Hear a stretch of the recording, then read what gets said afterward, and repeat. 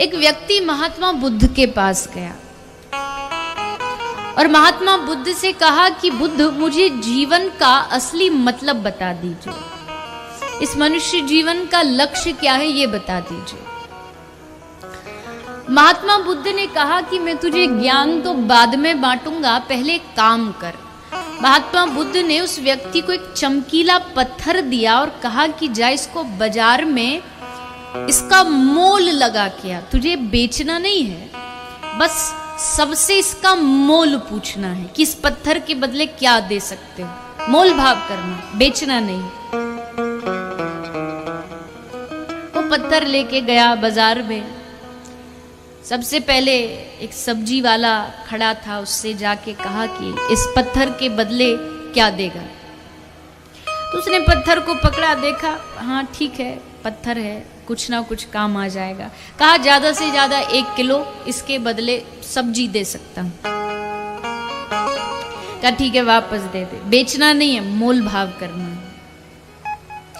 उसी पत्थर को लेके आगे बढ़ा, एक बर्तन वाले की दुकान में गया, उससे पूछा कि इस पत्थर का क्या देगा।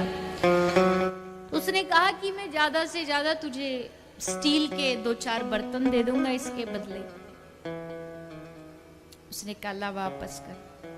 उस पत्थर को लेके आगे चांदी वाले के पास गया। चांदी वाले ने उस पत्थर को देखा तो बोला ये तो बड़ा लगता है कीमती पत्थर है, इसके बदले मैं तुझे चांदी, कुछ किलो चांदी दे दूंगा।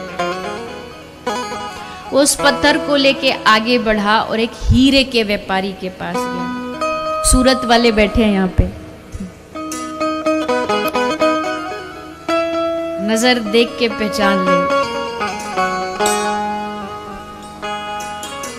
हीरे व्यापारी के पास गया और हीरे वाले से कहा कि ये पत्थर का तू क्या देगा। और उसने पत्थर को देखा तो देखते ही रह गया और हाथ जोड़ के कहता है तू कुछ भी ले ले, बस ये पत्थर मुझे दे दे, क्योंकि ये पत्थर नहीं है, ये एक ऐसा हीरा है, इस बेशकीमती हीरा है जो हजारों वर्ष ढूंढने पर भी प्राप्त नहीं होता। जो चाहिए वो ले ले, बस ये मुझे दे। उसने कहा देने नहीं आया, बस मोल भाव करने आया। पत्थर लेके वो भिक्षु बुद्ध के पास पहुंचा। बुद्ध को जाके कहा महाराज मेरी बात कुछ समझ नहीं आई, इस पत्थर के मैंने जिससे भी मोल भाव लगाए, जिसको भी दिया सबने इसका अलग अलग मोल लगाया। सब्जी वाला 1 किलो सब्जी दे रहा था, चांदी वाला चांदी दे रहा था, बर्तन वाला बर्तन, लेकिन हीरे व्यापारी के पास गया तो वो तो देख के पागल ही हो गया। तो महाराज क्या है, मैंने तो आपको कहा था कि मुझे बताइए मनुष्य जीवन क्या उसका लक्ष्य, आपने मुझे किस काम पे लगा दिया। बुद्ध ने कहा यही तेरे प्रश्न का उत्तर है, मनुष्य जीवन भी एक हीरे के जैसा है, बस फर्क इतना है जिस व्यक्ति को जितनी बुद्धि होती है वो इस मनुष्य जीवन की इतनी ही औकात समझता है।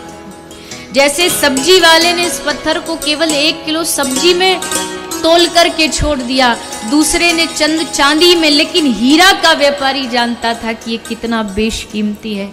मानव जीवन भी वैसा ही है।